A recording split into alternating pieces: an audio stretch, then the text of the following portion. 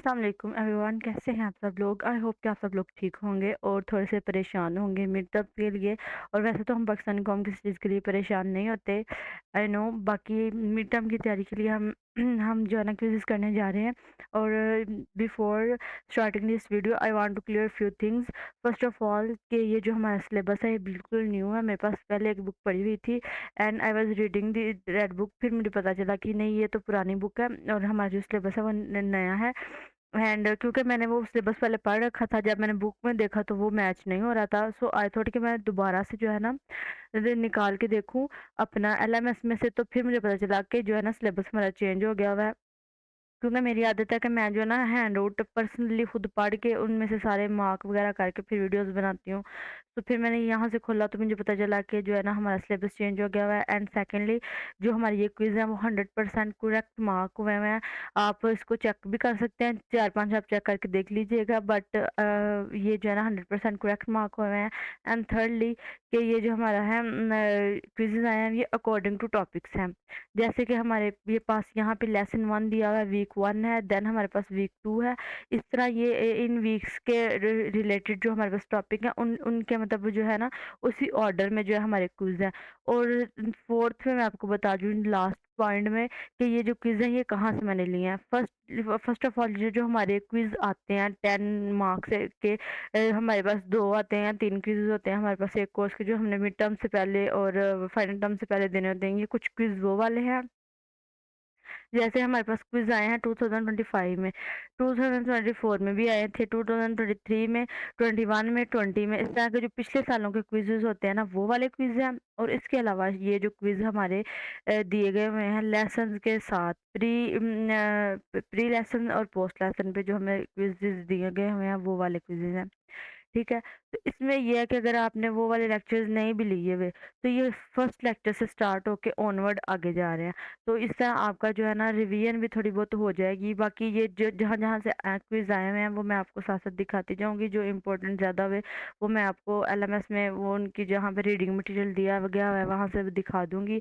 And बाकी जो simple से हैं वो तो आपको वैसे भी आते होंगे। I know you guys are very genius. तो हम वीडियो को स्टार्ट करते हैं। तो पहला क्विज़ है हमारे पास study of computers and conceptual.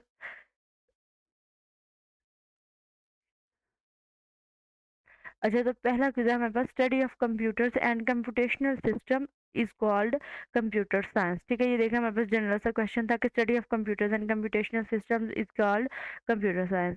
ठीक है, क्योंकि ये देखो हमारे पास पहला था जो था क्विज़, और इसका पहला लेक्चर था इंट्रोडक्शन टू कंप्यूटर साइंस। ठीक है, तो उस रिलेटेड ये हमारा क्विज़ आया हुआ है कि study of computers and communication system is called computer science. ठीक है, मैंने आपको जैसे कि बताया है कि ये सारे क्विज़ अकॉर्डिंग टू लेक्चर उनकी तरतीब में है।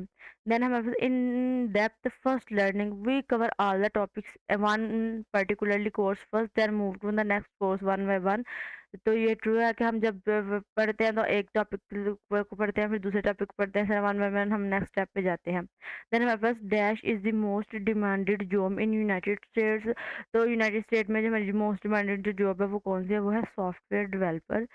देन हमारे पास an independent labour who earn wages on per job और per task basic typically for short term work is freelancer. जैसे कि आपको पता होगा फ्रीलांसर्स कौन से होते हैं। फ्रीलांसर्स वो होते हैं जो हम पर टास्क पे जो है ना उनको जो है ना पैसे मिलते हैं। जैसे कि कोई आपको कह रहा है, अगर आप ग्राफिक डिज़ाइनर हो, फ्रीलांसिंग कर रहे हो, तो कोई कहता है कि हमें आप जो है ना फेसबुक कवर बना दें या फिर यूट्यूब का थंबनेल बना दें, तो आप वो बना देते हो $5 में, $10 में। ठीक है, जो बेसिकली स्टार्ट होता है वो 5 या $10 से स्टार्ट होता है। देन अगर आप वीडियो एडिटर हो तो कोई आपसे वीडियो एडिट करवा लेगा। अगर आप वेबसाइट्स वगैरह बनाते हो, कोई आपसे अपनी वेबसाइट बनवा लेगा। ठीक है, तो अगर आप जैसे ऑनलाइन लोग काम करते हैं, तो फिर जो आप पर टास्क आपको जो पैसे मिल रहे होते हैं या ठीक है उस जो अर्निंग होती है उसको हम क्या कहते हैं, वो फ्रीलांसर ऐसे कर रहे होते हैं। ठीक है, पर टास्क पे जो काम कर रहे होते हैं, जैसे टीचर्स है, इंजीनियर्स हैं, डॉक्टर्स हैं, इनको तो मंथली इनकी होती है। और लेकिन जो पर टास्क जिनको मिल रहा होता है वो फ्रीलांसर्स होते हैं। देन हमारे पास according to a study conducted by the Forbes in 2018, which of the following jobs are highly ranked in future software developers? Study of the fundamental concept of step-by-step problem solving in computer science is known as algorithms. While searching on Google, you should not worry about spellings. आप जैसे भी spelling लिखते हैं, Google बहुत शानदार बच्चा है, वो आपको जो है ना चीज़ सर्च करके दे देता है। देन है you can use dash search engine for searching images, movies, games और educational content Google. When using Google search engine, you can also use your microphone to perform a search. True, ये सब बात सच है कि आप अपना microphone use कर सकते हैं कुछ भी सर्च करने के लिए। आप बोलते हैं और वो आपको सर्च जो है ना वो आपको मिल जाती है चीज़। Then we can use minus sign in a Google search query to eliminate a certain word from the search result. Google search can be used to search the result of a calculation only after installing a calculator extension in the browser. False, ऐसा नहीं है। कहते हैं कि आपको कोई extension जो है ना वो कंप्यूटर पर डाउनलोड करनी पड़ती है या इंस्टॉल करनी पड़ती है, तब जाके आप कैलकुलेशंस वाले सवाल जो है ना वो कर सकते हो या कैलकुलेशंस कुछ कर सकते हो। लेकिन ऐसा नहीं है, अगर आप सिंपल भी गूगल पे जाओ, ठीक है, यहाँ पे आप कुछ भी लिखो 2+2 कुछ भी, तो 4 आंसर आ गया। इस पे आपको कुछ भी जो है ना वो कोई चीज़ इंस्टॉल नहीं करनी पड़ी। तो ये सिंपल सी बात है, क्योंकि ये इंट्रोडक्शन टू कंप्यूटिंग है। तो ये बिल्कुल इंट्रो है और सिंपल सिंपल से क्वेश्चन है। देन हमारे पास Google search return the result of a calculation when we write some mathematical statement such as, ठीक है, in the search box too. वो कह रहे हैं कि वो तब हमें रिजल्ट देता है जब हम कुछ लिखते हैं, कुछ कुछ क्या मैथमेटिकल स्टेटमेंट उसको देते हैं। तो ये सब बात सच है, हम उसको कुछ लिख के देंगे तो ही वो इसका रिजल्ट देगा ना। देन हमारे पास है we can use hashtag symbol in a Google search query to search a particular word specified with hash on social media platforms. अब ये तो हम सबको पता है, क्योंकि हम जो है आजकल के दौर के, हम तो सोशल मीडिया के बगैर सांस नहीं ले सकते। तो अगर आपने कुछ भी जैसे आजकल चल रहा है, हमारे पाकिस्तान इंडिया की जंग चल रही है, तो आप लिख सकते हैं कि hashtag India Pakistan war.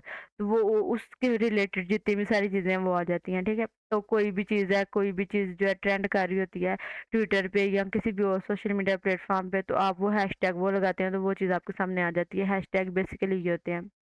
Then on the internet dash symbol is in an email address that separates the name of the user from the users internet address eight.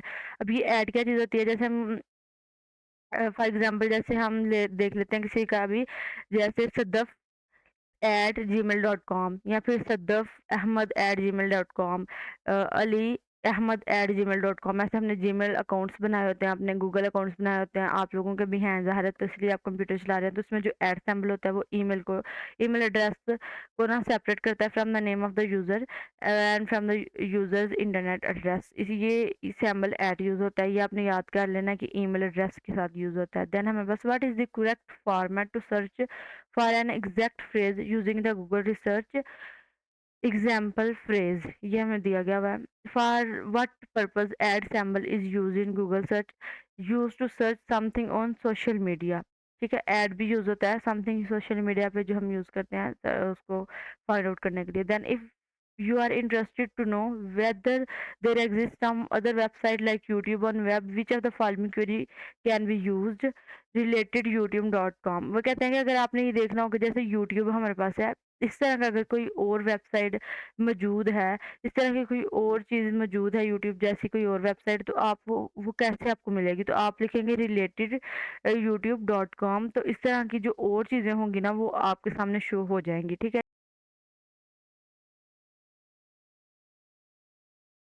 Then while searching on Google, put the dash symbol before a particular word you want to exclude from the search result। अगर आपने कहते हैं कि कोई चीज़ आपने search result से उसको निकालना है, उसको आप ऐड नहीं करना चाहते, तो उससे पहले आप ना माइनस साइन लगा दो।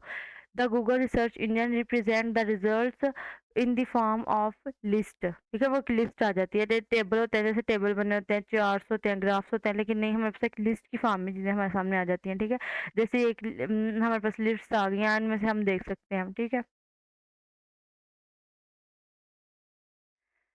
देन हमारे पास which of the following keyword force Google to show map results for a locational research map. अब अगर आपने किसी चीज़ की लोकेशन निकालनी है, वो कह रहे हैं ना कि कौन सा कीवर्ड है जो गूगल पे हमारे पास जो लोकेशनल रिसर्च है उसको शो करवाता है। तो अगर हम मैप लिखेंगे तो हमारे पास वो आ जाएगी लोकेशंस, अगर हमने देखनी होंगी तो। What does Google create with all the web pages links to improve the search results and index in the Google search use all in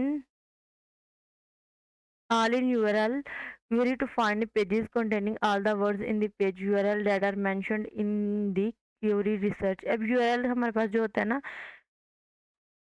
में कह रहे हैं कि आपके पास जो यूआरएल है ना, ऑल इन यूआरएल और ऐसे लिख के डॉट लगा के और उसको ब्रैकेट के अंदर आपको जो भी लफ्ज़ आपने लिखने हैं वो लिख दें, जिसके रिलेटेड आप चाहते हैं कि हमारे पास कोई वेब पेज खुल जाए, तो वो आप लिख देंगे, तो वो वाली सारी वेबसाइट जिनके यूआरएल में वो वाले वर्ड्स यूज़ किए गए हैं, लिखे गए हैं, वो आपके सामने खुल जाएंगी। Then I use dash query to find pages containing all the specified word in the title of page, all in title. अब टाइटल क्या होते हैं, जैसे हमारी यूट्यूब की वीडियो और इसके नीचे लिखा गया है कि mid term preparation CS101 mid term preparation, ये इसका टाइटल है। वेबसाइट के और वीडियोस के जो टाइटल लिखे होते हैं, हम अगर लिखेंगे ना ऑल इन टाइटल और आगे ये डॉट दो लगा के सर्च ब्रैकेट के अंदर वो लिख देंगे टाइटल जो हम चाहते हैं, तो स्पेसिफिकली वो वाले सारे टाइटल जो है ना वो हमारे सामने आ जाएंगे। Then which of the following is the correct query format to check the stock information of a Facebook stock Facebook. अब यहाँ पे जो है ना ये लेस देन ग्रेटर देन के वो यूज हुई है सिंबल्स। ठीक है, यहाँ पे हमारे पास जो कोटेशन मार्क्स लगे हुए हैं, ये हमने देखना है कि इनमें से करेक्ट कौन सा है। ये जिसमें ये वाले हमारे पास दो डॉट लगे हुए हैं ना, ये वाला करेक्ट ऑप्शन है हमारे पास। Then abacus was the first mechanical computer. First generation computer use dash to perform its operations, vacuum tubes. ये वाला जो है ना इंपॉर्टेंट क्वेश्चन है, दोनों, ये वाला पिछला भी और ये वाला भी, vacuum tubes. Basic Pascal, Gottfried Wilhelm Leibniz and Charles Babbage experimented with dash technology to develop computing machines, gears, the instructions that tell the computers what to do, softwares. 1 kilobyte 1 KB contains 1024 bytes। ठीक है, ये वाला question भी important है। 1 kilobytes contain 1024 bytes। A combination of 8 bits in a memory storage is referred to as 1 byte। How much in 1 terabyte equal to 1024 gigabyte? Then हमारे पास how much is 1 TB equal to 1024 gigabytes. ठीक है, हमारे पास पहले kilobytes आते हैं और वो जो है फिर गीगाबाइट्स और फिर टेराबाइट्स। देन हमारे पास है 1 bit is short form of binary digit. Dash operator produce output of 1 when any of the input are 1 otherwise 0 और।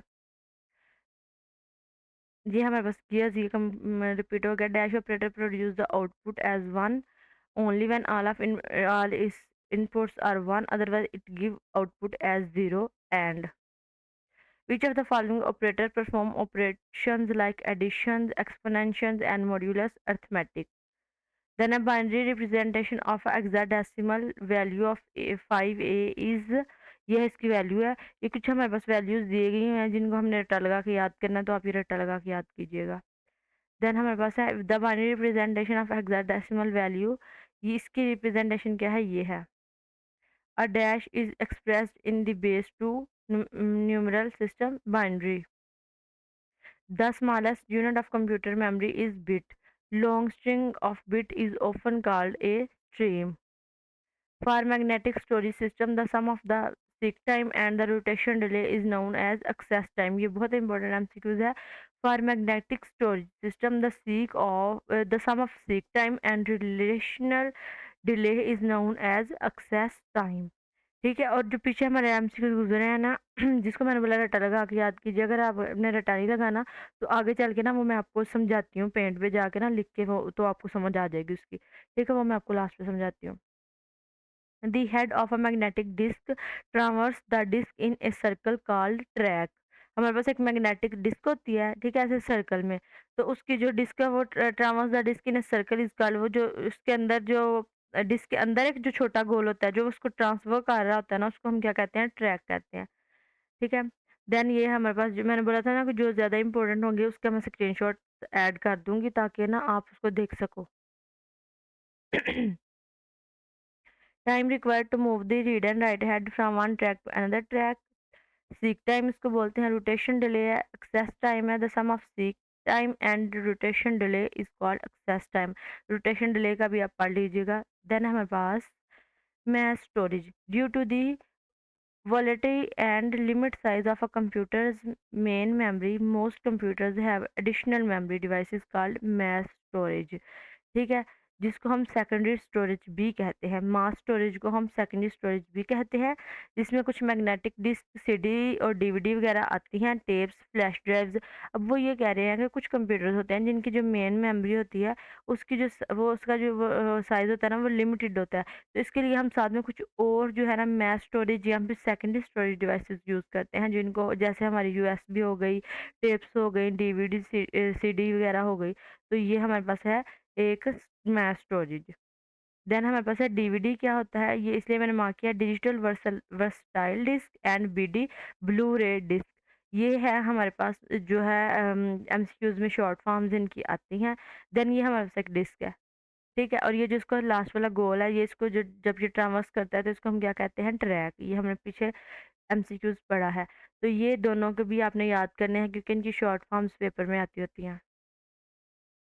CD technology was originally applied to audio recordings using a recording format known as CD-DA. Then an optical storage system is the best suitable for long continuous string of data. DVD stand for digital versatile disk। मैंने बोला था ना कि ये आ जाते होते हैं इस तरह के एमसीक्यूज। देन हमारे पास एक मैथ स्टोरेज में हमने पढ़ा था कि उसमें क्या आती हैं, फ्लैश ड्राइव्स भी आती हैं, जो हम सेकेंडरी स्टोरेज जिस डिवाइस होती हैं हमारे कंप्यूटर्स में लगाने के लिए। तो ये फ्लैश ड्राइव आ गया, एसएसडी आ गई, solid state disk, CD, secure digital memory card. ये तीनों जो है ये इंपॉर्टेंट है और इन दोनों की शॉर्ट फॉर्म्स भी पेपर में आती होती हैं। ये भी आप पढ़ लीजिएगा। और इनमें जो मैंने मार्क किया हुआ है, तो ये आपके शॉर्ट और लॉन्ग के लिहाज से भी शॉर्ट में आ सकते हैं, लॉन्ग के लिए नहीं। ये भी आप पढ़ सकते हैं। Then which of the following is volatile memory. RAM जो है वो वोलेटाइल मेमोरी है। SSD is a new storage device which stands for solid state disk. The ASCII code of letter H is, ये आस्की कोड जो है letter H का वो ये है। ASCII can store only 128 characters. ASCII code has 8 bits, 7 bits for information, and the most significant bit has the zero value. अब ये हमारे पास आ गई जो हमारे बिट्स हैं, वो 7 bits for information and most significant bit has zero. ये एमसीक्यूज आया हुआ है, ये आप देख लें। और ये देखें, ये एज की है, ASCII value E double L O, ये हेलो है और इनके ऊपर से आस्क की वैल्यूज़ लिखी हुई हैं, ये आपने देख लेनी है। अब यहाँ पे इन्होंने एक एग्जांपल दी है वर्चुअल यूनिवर्सिटी। इसके कितने करैक्टर बनते हैं, 8 करैक्टर बनते हैं। और 8 को हमने 8 के साथ 18 को 8 के साथ मल्टीप्लाई करना है। तो हमारे पास जो है ना 18 बाइट्स है ना, और उनको हमने 8 के साथ बिट्स के साथ मल्टीप्लाई करना है। तो ये इस तरह करके जो है ना हमारी वैल्यूज़ जो है वो निकलती हैं, आस्क की वैल्यू। उसके बाद हमारे पास है American National Standard Institute ANSI and ASCII, American Standard Code for Information Interchange. ये दोनों इनके भी शॉर्ट फॉर्म्स जो है ना वो आ सकते हैं पेपर में। If 4 bit binary notation is used to represent the numerical value, total 16 numeric values can be represented.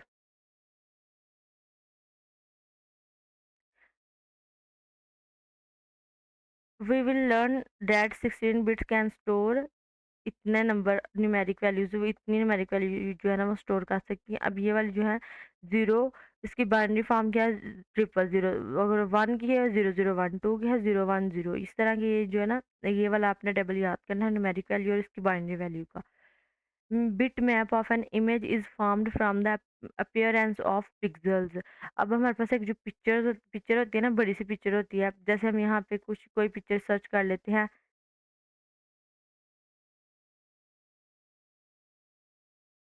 ठीक है। ये हमारे पास एक पिक्चर है, बहुत बड़ी सी पिक्चर हमें। लेकिन ये कैसे पिक्चर बनती है, ये ज़्यादा सारे छोटे छोटे पिक्सल्स होते हैं जिनसे मिलके ये पिक्चर बनती है। तो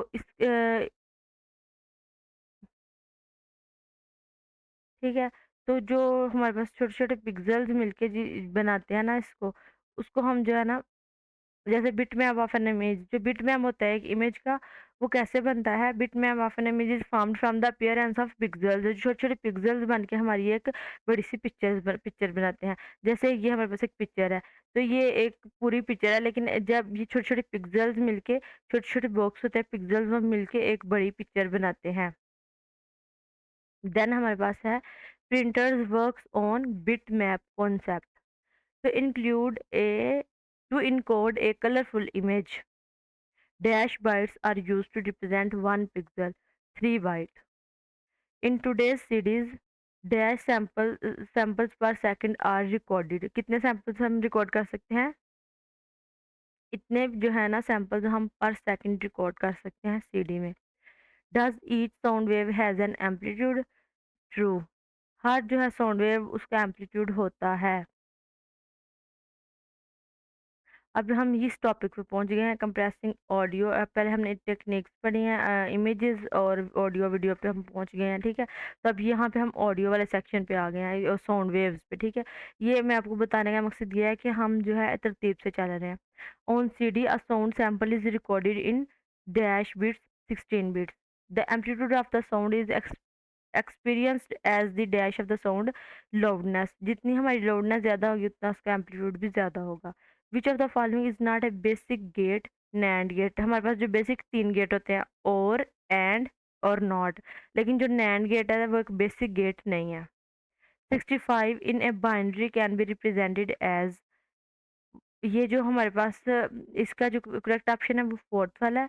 और ये जो बाइनरी वाले और ये सारे जो पीछे हमारे गुजर के गए हैं आस्क की वैल्यू वाले, वो मैं आपको लास्ट पे करवाऊंगी लिख के पेंट में, तो आपको अच्छे तरीके से फिर उसकी समझ आएगी. देन है बाइनरी इक्विवेलेंट ऑफ 225 इज. ये 225 का ये ना पेपर्स में आ जाता होता है, क्योंकि इसका जो आंसर है ना वो 1 1 है, इसमें कोई ज़ीरो नहीं है, सारे वंस हैं. तो इसलिए ये एक सिमिलर सा क्वेश्चन है, ये आ जाता होता है as it is. 2 power 6 is equivalent to 64. अब 2 पावर 6, अब 6 को 2 की पावर जो है ना 6 है, तो 2 को 6 टाइम मल्टीप्लाई करेंगे तो हमारे पास 64 आ जाएगा. The binary addition, when the output of the addition of binary digit is 10, dash is treated as a sum and dash is taken as carry, 0 and 1. What will be the output of the following binary addition? इसको हमने जो है ना इसको addition करना है इनका, तो हम देखते हैं कि इनका क्या आंसर आता है करेक्ट. तो इसका जो आंसर आएगा वो थर्ड वाला इसका करेक्ट ऑप्शन है, ठीक है. What will be the output of the following binary addition. इसका हमने एडिशन करना है, तो जो 1 1 होगा उसका 0 आ जाएगा. और इसका जो करेक्ट ऑप्शन है वो ये बन रहा है. The number of bits to present each value in two complement notation is fixed.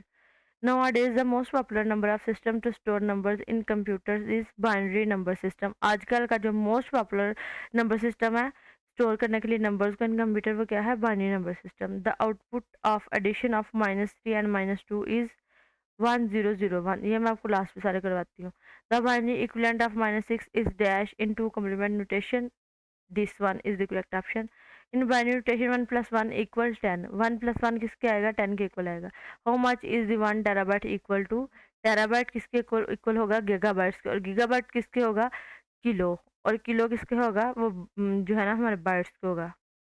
2 power 6 equivalent to 64. An excess 8 notation binary equivalent of -5 is 0011. 1 ये इसका in excess 8 notation binary equivalent of +1 is this one is correct option. Each value in excess notation is the excess of fixed length of ones.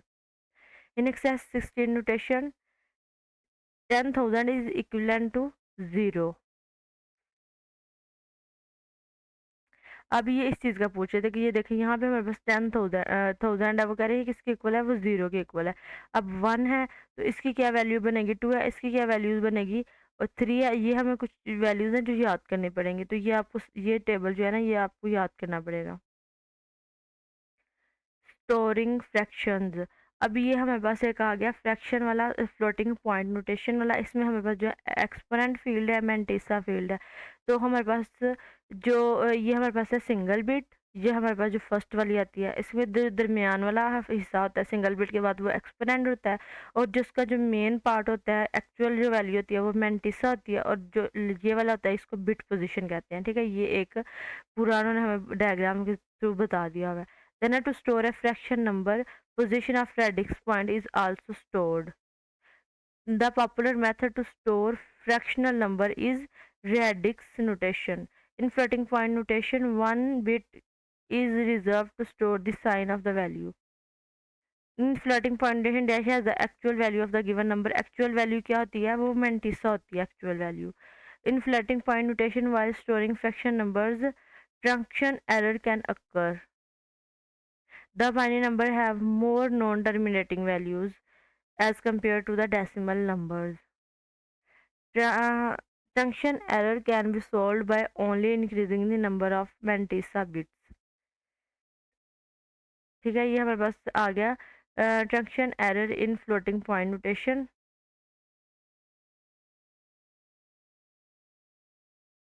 यहाँ पे इसका सारा लिखा हुआ है। ये एक लूज बिट है, ये साइन बिट है, ये एक्सपोनेंट है और जो एक्चुअल वैल्यू होती है वो मेंटिसा होती है। Word processor can use dash data compression techniques, dictionary encoding. Logic compression techniques are preferred in settings in which dash error can be tolerated, minor errors can be tolerated. Uh, Comoserve developed which of the following image compression technique? GIF। Comoserve ने कौन सी चीज जो है ना develop की थी technique, वो थी GIF। Then which of the following image compression technique is widely used in photography industry? JPEG। ये हमारी जो फोटोग्राफी इंडस्ट्री में मोस्टली यूज़ होती है। Then GIFF is a dash encoding scheme, dictionary encoding. अब देखिए हमारे पास जो वर्ड प्रोसेसर होता है उसमें हमने क्या लिखना होता है, उसमें हमने क्या करना होता है, उसमें हमने लिखना होता है, असाइनमेंट्स बनानी होती हैं, चीज़ें लिखनी होती है। तो वो जो लिखने का काम होता है वो डिक्शनरी, ठीक है, उसमें होती है। तो मैंने इस तरह इसको याद किया हुआ था कि ये उसमें डिक्शनरी का काम होता है। तो जहाँ पे वर्ड प्रोसेसर का यूज़ नाम आएगा वहाँ पे हम कौन सी इनकोडिंग होगी, डिक्शनरी इनकोडिंग होगी। ठीक है, डिक्शनरी इनकोडिंग होगी। तो GIFF is a dictionary encoding scheme. तो जो GIF है वो भी एक डिक्शनरी इनकोडिंग स्कीम है। Then in which format of image compression related information is also stored? JPEG। Data compression, compressing images. अब इमेज कंप्रेशन पे आ गया। यहाँ पे कुछ इंपॉर्टेंट MCQs हैं जो मैंने मार्क किए हुए हैं। One system known as GIF short for graphic interchange format. GIF जो है वो क्या है? Graphic interchange format and pronounced jif and sometime gif and sometime jif is a dictionary encoding system that was developed by Comuserve। देखें दो MCs यहाँ से आए हैं। GIF can obtain additional compression by extending this simple dictionary system to an adaptive dictionary system using LZW technique। Another popular compression system for images is JPEG, pronounced JPEG। It is standard developed by the Joint Photographic Experts Group। Huffman code is a type of dash compression technique, frequency dependent encoding। अब Hopman encoding आ गया। पहले हमने GIF पढ़ा और word processor पढ़ा, वो उन दोनों में डिक्शनरी इनकोडिंग होगी। और जो हाफमैन कोड है इसमें कौन सी होगी? Frequency dependent encoding. Dash is the common technique to compress audio MP3। MP3 recordings generally require transfer rate of no more than 64 kbps। MP3 recording generally require transfer rate of no more than 128। In MPEG compression technique, dash technique is used to compress pictures in iframes relative encoding। अब हमारे पास एक और encoding आ गया। पहले हमने दो पढ़ी है, डिक्शनरी इनकोडिंग और रिलेटिव कौन सी थी, नाम भूल गया है मुझे भी, फ्रीक्वेंसी इंडिपेंडेंट इनकोडिंग। और अब हमारे पास तीसरी इनकोडिंग आ गई है, ये आपने याद रखनी है, इनको आपने मिक्सअप नहीं करना, रिलेटिव इनकोडिंग आ गई है। ठीक है, जो हमारे पास थी वर्ड प्रोसेसर और GIF, इसमें हमारे पास दो कौन सी इनकोडिंग हुई थी? उसमें इन दोनों में हमारे पास डिक्शनरी इनकोडिंग हुई थी स्कीम। ठीक है, और इसमें आई फ्रेम में हमारे पास कौन सी हो रही है? Relative encoding. मोशन, अच्छा, MPEG जो है उसको हम क्या कैसे पढ़ते हैं? Motion picture expert groups under the leadership of ISO। This best known system for compressing audio is MP3। MP3 recordings generally require transfer rate no more than of 64 kbps। इसका मतलब जो हम पीछे पढ़ के आए हैं वो गलत है। ये हमारे पास जो है ये गलत मार्क हुआ है 64, इसका करेक्ट ऑप्शन है 64। Okay, then CPU has 3 parts.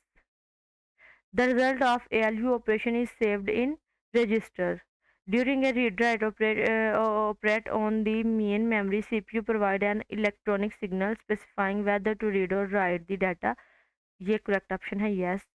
Then हमारे पास आ गया है ये जो हमने पीछे एमसीक्यूज पढ़े हैं उसके पिक्चर मैंने ऐड कर दिया है कि CPU consist of three parts: arithmetic, logic unit which contain the circuitry that perform operations on data. Then हमारे पास आ जाता है ये हमारे पास कुछ रजिस्टर वगैरह इसका लिखा हुआ है। यहाँ पे हम इसके तीन पार्ट लिखे हुए हैं। सेंट्रल प्रोसेसिंग यूनिट है जिसमें हमारे पास अर्थमेटिक यूनिट है और लॉजिक यूनिट, इसको हम अर्थमेटिक यूनिट और लॉजिक यूनिट भी बोलते हैं। दूसरा हमारे पास आ गया है कंट्रोल यूनिट और तीसरे हमारे पास आ गए हैं registers. Earlier data and programs were considered different. In early computers the steps to be executed were built on the control unit as a part of machine. Computers with CISC architecture consume high power. हमारे पास दो जो है ना architectures होते हैं, six और risk, CISC और RISC। CPU stands for Central Processing Unit. There are two philosophies of CPU architecture. There are two main philosophies of CPU architecture, जिसमें रिस्क और सिस्क है, ये मैंने आपको पहले बता दिया है। इसमें दो हैं, रिस्क है रिड्यूस इंस्ट्रक्शन सेट कंप्यूटिंग और कम्प्लेक्स इंस्ट्रक्शन सेट कंप्यूटिंग। इन दोनों के भी आपको शॉर्ट फॉर्म याद करनी पड़ेगी। देन है the collection of instructions along with the encoding system is called the machine language. Data manipulation CPU architecture philosophies. The collection of instructions along with the encoding system is called the machine language, जो हमने पहले MCQs पढ़ा है। इसमें यहाँ पे बताया गया हुआ है टू फिलोसफीज ऑफ CPU है जिसमें रिस्क और सिस्क है। ठीक है, तो जी हमने जो अपने हैं 34 लेक्चर्स के MCQs कर लिए हैं, जो तकरीबन 119 MCQs बने हैं, और आगे हम 135 लेक्चर से जो है ना आगे MCQ स्टार्ट हो रहे हैं, तो हम वो करते हैं। तो ये है instructions expressed in machine language are called machine instructions. Then हमारे पास है instructions that handle the input and output of a machine are called IO instructions. ALU perfume पर ALU performs arithmetic and logical operations. Then ये आ गया हमारे पास since these instructions handle the input and output activities of the machine they are called IO instructions. ठीक है, और ये है arithmetic and logical group and control group, ये आप पढ़ लीजिएगा। IR stands for instruction register. Registers are the part of CPU। Register is a type of memory. अभी देखें रजिस्टर के कितने एमसीक्यूज बनने हैं। IR क्या है? Instruction register. उसके अलावा जो रजिस्टर है वो किसका पार्ट है? CPU का। और register is a type of memory. ये जो रजिस्टर के रिलेटेड एमसीक्यूज हैं ये भी इम्पोर्टेंट है, ये भी आप याद रखिएगा। Which one is the register in encoded instruction 156C। वो कह रहे हैं कि ये जो हमारे पास एक दिया गया है 156C, इनमें से जो रजिस्टर है वो कौन सा है? तो जो 5 है ये हमारे पास रजिस्टर है, ये हम देख लेते हैं कैसे। और जो कुछ एमसीक्यूज थे ना पीछे, मैं आपको कह रही थी कि मैं लास्ट पे करवाऊंगी, वो भी मैं अभी आपको करवा देती हूँ। अभी देखें, which one of the following is encoded instruction one, which one is the register. ठीक है, ये हमारे पास दिया गया हुआ है। इसमें हमने बताना है कि रजिस्टर कौन सा है। जो 1 है वो हमारे पास ओपी कोड है, और जो 5 है वो हमारे पास रजिस्टर है, और जो 6C है ये हमारे पास एड्रेस डाटा है। ठीक है, जब भी हमारे पास आते हैं इस तरह की कोई चीज़, जैसे कोई भी आ जाएगा 176C, तो जो 1 होगा हमारे पास वो क्या होगा? वो हमारे पास ओपी कोड होगा, जैसे कि ये है। और जो ये 6 है ये हमारे पास रजिस्टर होगा, और जो C है ये हमारे पास एड्रेस होगा। ठीक है, इस तरह अगर 156 की जगह कोई और भी हमारे पास वैल्यू दी गई हुई होगी, तो आपने ये याद रखना है कि जो फर्स्ट वाला होगा वो ओपी कोड होगा, जो सेकंड वाला होगा वो हमारा होगा रजिस्टर, और जो लास्ट वाले दो होंगे वो होंगे हमारे पास एड्रेस। ठीक है, आई होप कि आपको समझ लग गई होगी। पहला क्वेश्चन तो हमारा सॉल्व हो गया ना, ओपी कोड, रजिस्टर और मेमोरी एड्रेस वाला। ठीक है, और आगे मैंने आपको बोला था कुछ क्वेश्चन आए हुए थे कि मैंने आपको बताया था कि वो मैं लास्ट में आपको करवाऊंगी। तो वो ये थे कि जैसे A5 है, 5A, तो इसमें ये क्या है? Binary representation of hexadecimal value of 5A। तो ये कैसे आएगी? तो हमारे पास हमारे पास हमारी एक लैंग्वेज है, जैसे इंग्लिश, उर्दू, ये वो, और कंप्यूटर की एक लैंग्वेज है, और कंप्यूटर की जो लैंग्वेज है ना, वो 0 और 1 की लैंग्वेज है, ठीक है? कंप्यूटर जो 0 और 1 की लैंग्वेज में काम करता है, जिसको हम बाइनरी लैंग्वेज बोलते हैं। तो इस तरह हम जो 5 है ना, इसको बाइनरी लैंग्वेज में 0 1 0 1 बोलते हैं, और ए को हम क्या बोलते हैं? 1 0 1 0। तो जब 5 ए है ना, तो जब इनको मिला के लिखेंगे तो ये हमारे पास जो है ना वो आंसर बनेगा, ठीक है? देन हमारे पास है अगला question, the binary representation of hexadecimal value of 0100 16 is a hexadecimal digit 4 binary. तब 0 को हम रिप्रेजेंट करते हैं 00 से, ये 1 ये है, और ये 00 है। जब हम इनको मिला के लिखेंगे तो हमारे पास जो है ये आंसर आ जाएगा, ठीक है? और इन दोनों को प्लस करना है। अब हमने, ये क्वेश्चन है कि इन दोनों को हमने प्लस करना है, तो प्लस करेंगे हम, जैसे 1 प्लस 0 1 आता है, और 1 प्लस 1 जो है ना वो 10 आता है, एक कैरी आ जाएगा। तो 1 प्लस 1 प्लस 0, तो वो हमारे पास जो है ना वो 10 आएगा, ठीक है? फिर इसका एक कैरी आ जाएगा, और जो 3 प्लस प्लस होंगे ना, 1 प्लस 1 प्लस मतलब 3 1 1 होंगे, तो वो फिर 11 आएगा। तो इस तरह हमारा जो है ना ये आंसर बन जाएगा।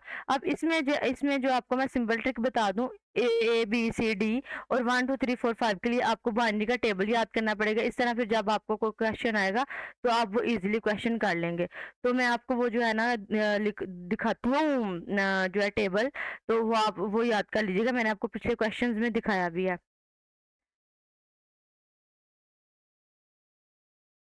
तो आई थिंक ये है,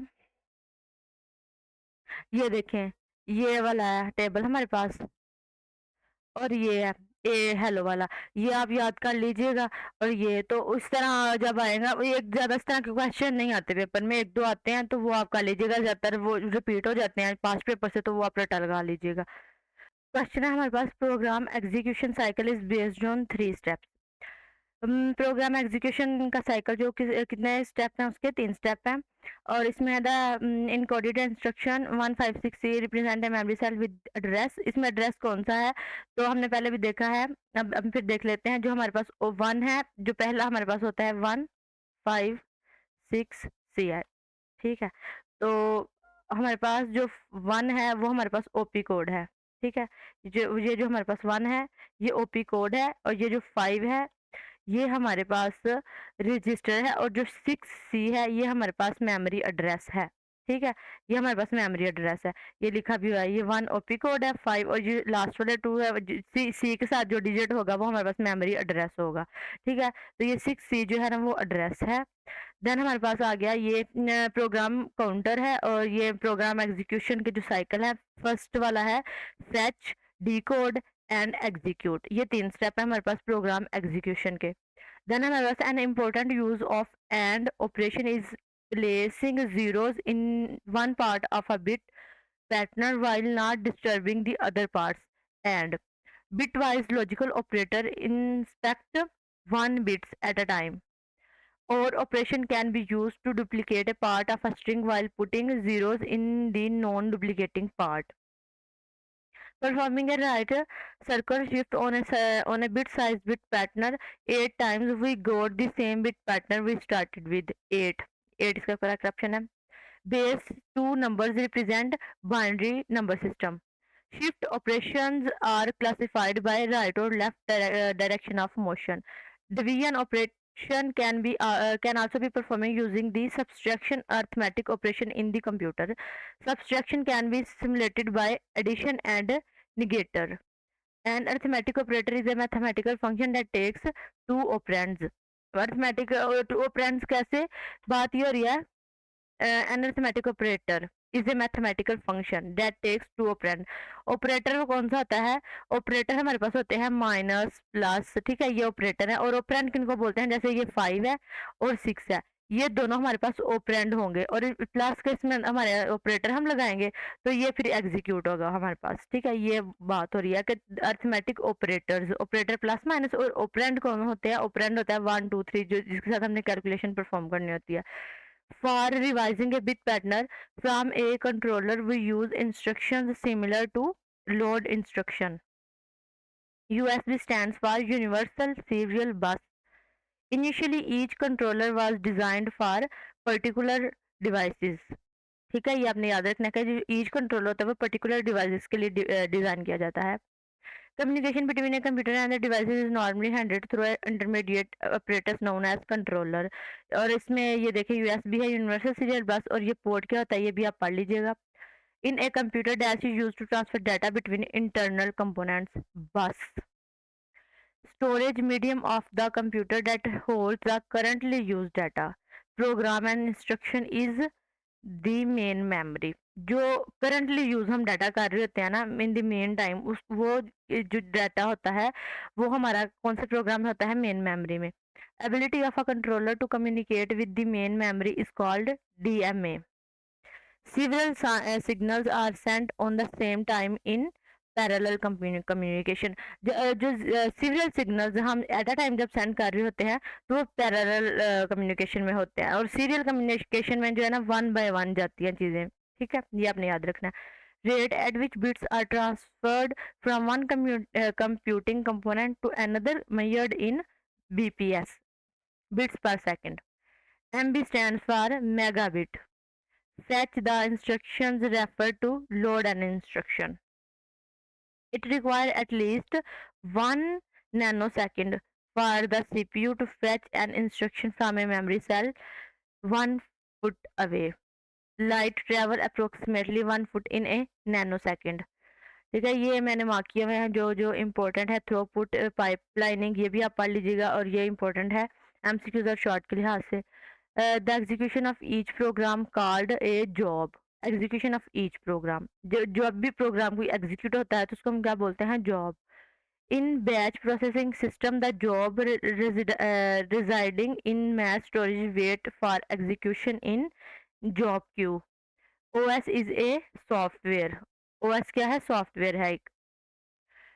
देन हमारे पास आ गया है the execution of each program is job, और batch processing first in first out, इसका भी आपको आ सकता है stand for FIFO, FIFO, FIFO stand for first in first out. और ये जॉब और क्वी के बारे में भी है, ये भी आप पढ़िएगा।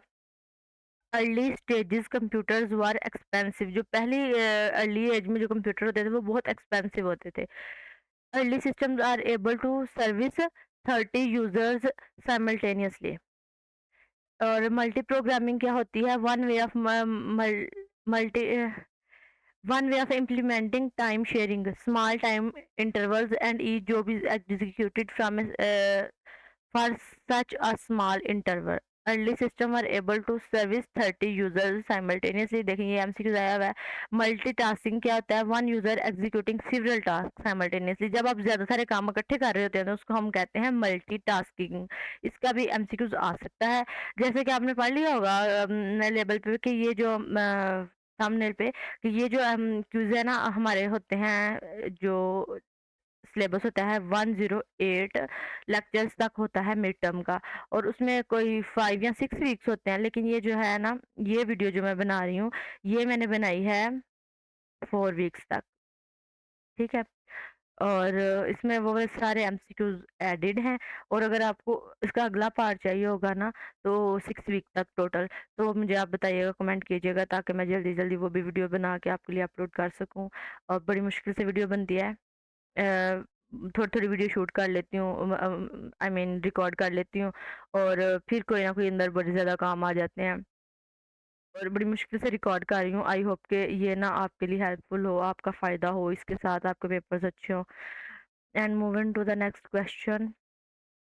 अच्छा, ये है real time processing time sharing. ये भी इम्पोर्टेंट था पेपर के लिहाज से, तो मैंने मार्क किया हुआ है। Operating system focuses on devices that are dedicated to specific tasks, such as home appliances and other handheld computers. Computer systems found in these devices known as embedded. आपने ये याद रखना है कि जो हाउस होल्ड डिवाइसेस होती हैं या अप्लायंसेस होती हैं ना, उन डिवाइसेस को हम कहते हैं embedded. Operating systems have grown from simple programs to complex systems. ठीक है, ये ऑपरेटिंग सिस्टम ग्रो किए हैं हमारे सिंपल प्रोग्राम से कॉम्प्लेक्स सिस्टम की तरफ। Nowadays, the existence of a computer operator is initially disappeared. System software has two categories, which are operating system and utility, utility softwares. Software that perform particular user tasks are application softwares. Which of the following software can't be categorized application software? Application software जो नहीं है, जिसको हम category नहीं कर सकते, category में नहीं ऐड कर सकते एप्लीकेशन के सॉफ्टवेयर में, वो है MS-DOS। GUI stands for graphical user interface. Components which allocate block of space on screen is called window manager. GUI is an OS interface. ये आपने याद रखना है कि GUI एक ना OS इंटरफेस है। ये इंपॉर्टेंट क्वेश्चन है और GUI वाले जितने भी क्विज़ेज हैं वो सारे इंपॉर्टेंट हैं। File manager allow files to be grounded into a bundle called directory. A chain of directories within directories is called a directory path. अब ये दो क्वेश्चन है। एक फाइल मैनेजर है जो फाइल को अलाउ करता है to be grouped into a bundle, वो क्या होता है, वो डायरेक्टरी से होती है। और chain of directory with in directories is called directory path. A large fictional memory space created by paging is called virtual memory। और इसमें जो है ना, ये kernel, file manager, directory folder और डायरेक्टरी पाथ, ये इंपॉर्टेंट है। ये आप पढ़िएगा, मैं आपको पढ़ा देती लेकिन वीडियो काफ़ी लंबी हो रही है। ये भी डिवाइस ड्राइवर, मेमोरी, पेजिंग, ये वर्चुअल मेमोरी, ये शेड्यूलर और डिस्पैचर, ये भी इंपॉर्टेंट है, ये भी पढ़िएगा। And ROM has the capability to store the information permanently. Dash is a register that manages the memory address of the next instruction to be executed, PC. Booting is performed by particularly when it is turned on. A CPU is designed so that its program counter start with a particular address each time the CPU is turned on. चलें जी, ये थे हमारे MCQs जो हमने किए हैं first lecture से लेकर। एक मिनट रुके, मैं देख के आती हूँ, मुझे बात भूल जाती है। तो जी ये हमने किए हैं वीक 1 से लेकर वीक 4 तक, ठीक है। तो वीक 4 तक हमारे बने हैं 51 लेक्चर्स, और 51 लेक्चर्स तक जितने भी क्विजेस थे वो मैंने इसमें ऐड कर दिए हैं। वीक 1 से वीक 4 तक हमारा जो है वो क्विजेस वो डन हो गए हैं। एंड अल्हम्दुलिल्लाह बहुत अच्छे तरीके से मैंने वीडियो बनाई है और इंशाल्लाह आपका पेपर अच्छा होगा इस लिहाज से। बाकी अब हमारे पास 2 जो है ना वो वीक्स रहते हैं, 5 और 6। और अगर आपको इसकी वीडियो चाहिए होगी तो आप मुझे कमेंट कर दीजिएगा, क्योंकि टॉपिक बहुत ज़्यादा है, टाइम कम है और मुझे और भी बहुत सारी जो है ना प्रिपरेशन वीडियोस जो है ना वो रिक्वेस्ट आई हुई है वो बनानी है। तो अगर आप लोगों को मतलब चाहिए होंगे, ज़रूरत होगी, तो आप मुझे बताना ताकि मैं बना सकूं जल्दी जल्दी आपके लिए। तो अगर ना हुई तो भी बता दीजिएगा। और अगर आपको वीडियो पसंद आई हो तो लाइक और सब्सक्राइब तो प्लीज़ बनता है ना अब आप लोगों का, इतनी मुश्किल से मैंने वीडियो बनाई है। एंड दुआ करूँगी आपके में बहुत अच्छे हों, आपका फर्स्ट सेमेस्टर है। एंड कोई भी हेल्प चाहिए होगी किसी तरह की भी तो आप जो है ना मुझे पूछ सकते हैं। Feel free to ask me in comment section and I will reply you इंशाल्लाह। And I will see you in my next video. Till then, अल्लाह हाफिज़।